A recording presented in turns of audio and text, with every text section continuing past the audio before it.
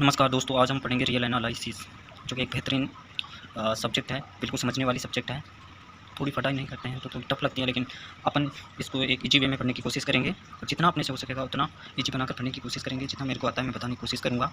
तो आज अपन पढ़ेंगे रियल एनालिसिस। तो दोस्तों, यहाँ पर अपन हेडिंग डाल लेते हैं रियल एनालिसिस की। Real analysis. और आज अपन जो टॉपिक पढ़ने वाले हैं, सेकंड ग्रेड में से 5 क्वेश्चन के लगभग आने के चांसेस रहते हैं। और तो लगभग मैं यहाँ पर आपको बता देना चाहता हूँ 5 के लगभग क्वेश्चन आने की पूरी संभावना। अपन जो आज टॉपिक पढ़ रहे हैं उसमें एक क्वेश्चन आने की पूरी 1 2 क्वेश्चन, 1 से 2 क्वेश्चन आने की पूरी संभावना है। तो अपन में आपको जो टॉपिक आज अपन डिस्कस करना चाहते हैं वो मैं बता देना चाहता हूँ। एक तो अपन पढ़ेंगे बाउंडेड सेट। एक्चुअली में अपने को बाउंडेड सेट पढ़ना है, bounded set and its properties. ये अपन bounded set and its properties अपन पढ़ने वाले हैं आज। अब देखिए, बाउंडेड सेट जो है ये, इसको पढ़ने के लिए अपने को याद करना पड़ेगा इन्फिमम एंड सुप्रीमम। जिसे अपन शॉर्ट में INF एंड SUP बोलते हैं, ठीक है। इन्फिमम एंड सुप्रीमम होता क्या है, इसे हिंदी में अपन उच्चक और निम्नक बोलते हैं। तो इसको पढ़ने के लिए, इन्फिमम एंड सुप्रीमम को पढ़ने के लिए अपने को फिर से ज़रूरत पड़ेगी upper bound and lower bound की। ये अपन देखेंगे। तो एक्चुअली में अपना जो काम है आज की, बाउंडेड सेट पढ़ना है अपन को, लेकिन उससे पहले अपन पढ़ेंगे infimum of and supremum of A set. किसी भी सेट का इन्फिमम और सुप्रीमम कैसे निकाला जाता है वो अपन देखेंगे। और इन्फिमम और सुप्रीमम के निकालने के लिए अपन को पता होना चाहिए अपर बाउंड और लोअर बाउंड क्या होता है। दूसरी चीज़, अपन यहाँ पर इन्फिमम और सुप्रीमम की प्रॉपर्टीज़ भी देखेंगे।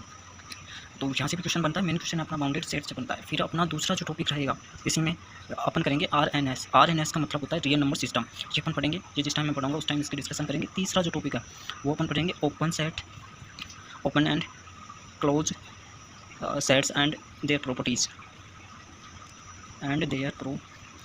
यहाँ से भी क्वेश्चन बनने की प्रबल संभावना रहती है। तो अपन यहाँ पर जो 2 क्वेश्चन पढ़ रहे हैं, फर्स्ट जो क्वेश्चन है अपना वो बाउंडेड सेट से बिल्कुल आने की संभावना है।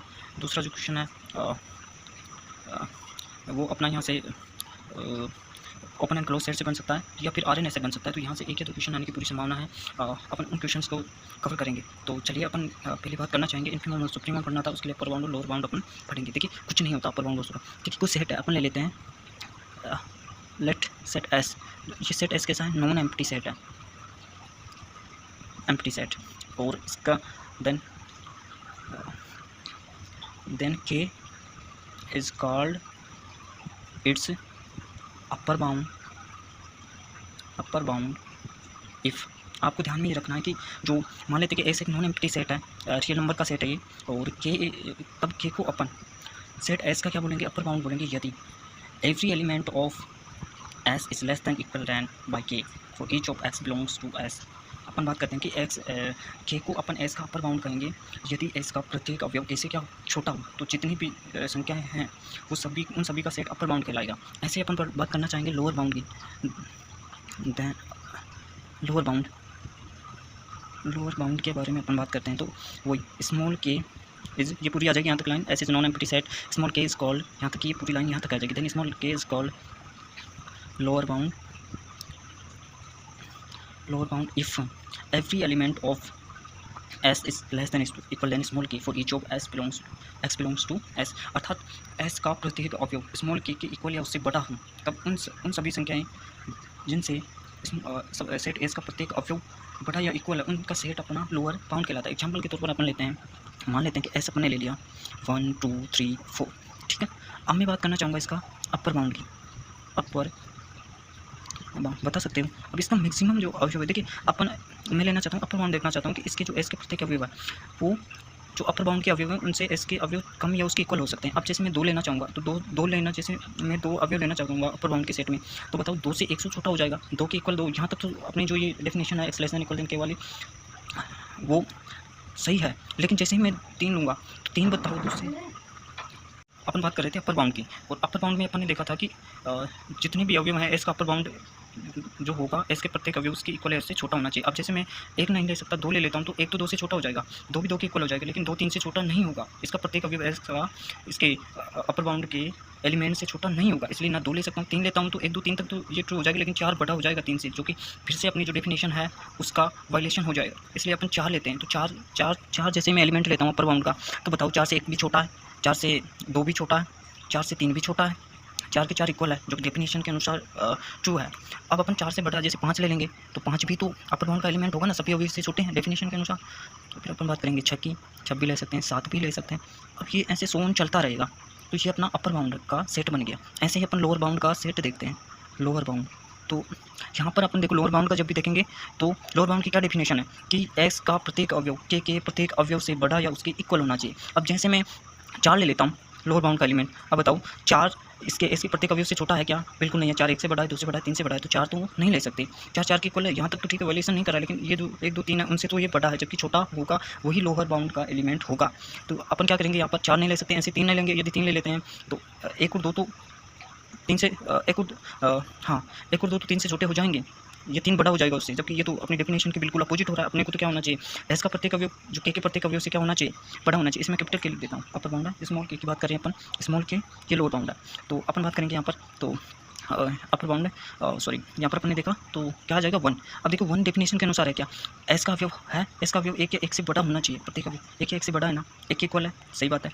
एस का अवयव 1 से 2 से बड़ा है, सॉरी एस का अवयव 2 है जो 1 से बड़ा है, एस का अवयव 3 है जो 1 से बड़ा है, एस का अवयव 4 है जो 1 से बड़ा है। बताओ 0 ले सकता हूँ कि यहाँ से 0 देते हैं अपन, तो एस का अवयव 0 0 से 1 बड़ा है, 2 बड़ा है, 3 बड़ा है, सभी बड़े हैं। इसका मतलब डेफिनेशन फिर माइनस की ओर चलेंगे, -2 चलेंगे, एंड ये सो ऑन ऐसे होता जाएगा। ये लोअर बाउंड है, ये अपर बाउंड है। अब अपने को तो इन्फिमम और सुप्रीमम चाहिए था, क्योंकि अपन लोअर बाउंड और अपर बाउंड के पढ़ रहे हैं, इन्फिमम और सुप्रीमम के लिए। तो यहाँ पर मैं बात करना चाहूँगा सुप्रीमम ऑफ एस क्या हो जाएगा। सुप्रीमम ऑफ एस होता है least upper bound, upper bound. Least upper bound का मतलब ये है जो अपर बाउंड के एलिमेंट है उनमें सबसे छोटा एलिमेंट अपने को क्या करना है, फाइंड आउट करना है, वही अपना क्या होगा, सुप्रीमम ऑफ एस होगा। तो अपर बाउंड बना लिए 4 5 4, इनमें सबसे छोटा अपर बाउंड क्या है, 4 है, तो ये हो जाएगा 4। यहाँ से बात करेंगे इन्फिमम ऑफ एस की, इन्फिमम ऑफ एस क्या हो जाएगा, greatest lower bound, lower bound. Greatest lower bound का मतलब ये होता है कि जो ये है लोअर बाउंड उनमें सबसे बड़ा से बड़ा अवयव होना, 1 है फिर 0 माइनस सबसे बड़ा 1 है ना, तो यहाँ पर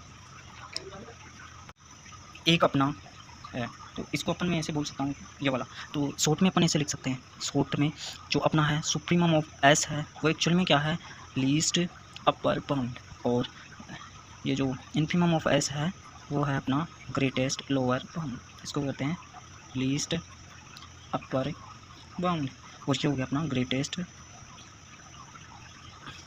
अपर बाउंड।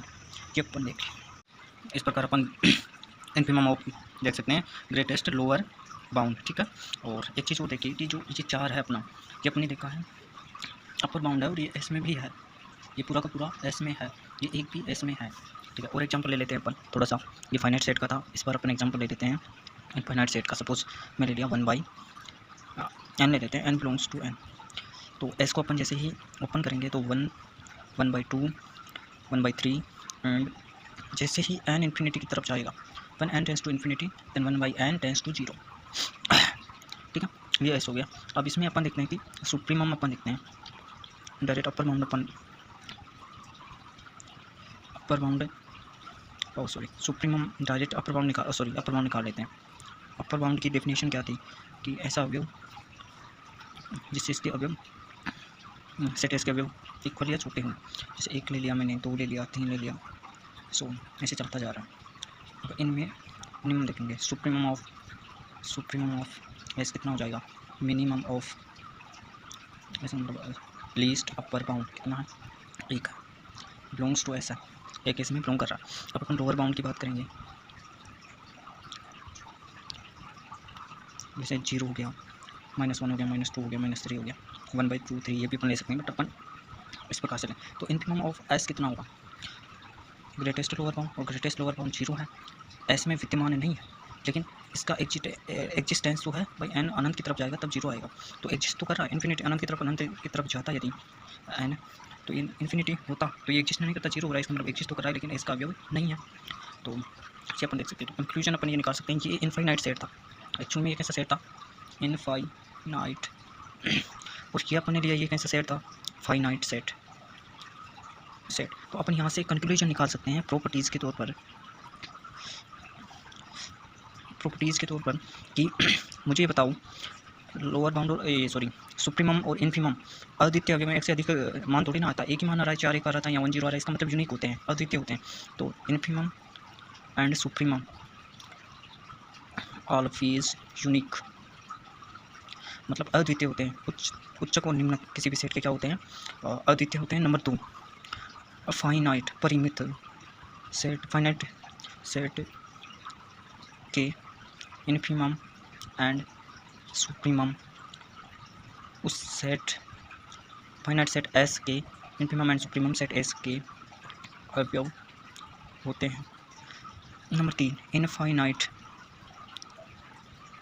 सेट के इन्फिमम एंड सुप्रीमम का सेट एस का अवयव होना ज़रूरी नहीं है। जैसा कि अपन ने देखा है अभी, ये इनफाइनाइट सेट था, इसका मतलब एग्जिस्ट तो कर रहा है सुप्रीमम इन्फिमम, लेकिन एक इसका अवयव है, सुप्रीमम तो इसका अवयव है लेकिन इन्फिमम इसका अवयव नहीं है। एग्जिस्ट कर रहा है लेकिन इन्फिमम सेट इसका जो इनफाइनाइट सेट है उसका अवयव नहीं है। तो अपन कैलकुलेशन के तौर पर चौथा अपन देख सकते हैं कि जो फाई सेट होता है, फाई सेट का ना उच्चिष्ट होता है, उच्चिष्ट मतलब सुप्रीमम एंड इन्फिमम विद्यमान नहीं होता, विद्यमान नहीं होते हैं।